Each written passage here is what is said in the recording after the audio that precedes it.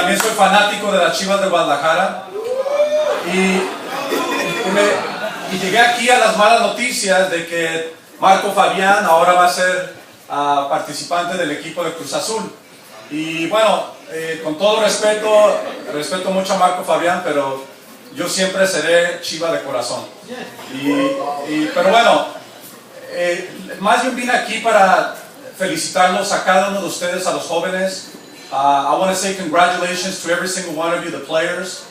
I know I was in your shoes a few years ago. To this day, I still play soccer. I play indoor soccer and outdoor soccer. And it's what keeps me out of trouble. It's what kept me out of trouble when I was young growing up.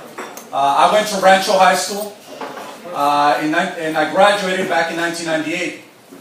Now, back then, Rancho, we didn't win a state championship, but I did get Nevada Player of the Year.